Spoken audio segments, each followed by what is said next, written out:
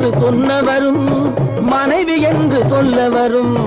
மங்கை என்று சொன்னவரும் மனைவி என்று சொல்ல வரும்.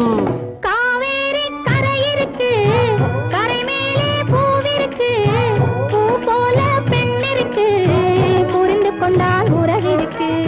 பஞ்சவர்ண கிளி இருக்கு, பழுத்து வந்த பழம் இருக்கு, நெஞ்சினிலே நினைவிருக்கு, நெருங்கி வந்தால் சுகம் இருக்கு.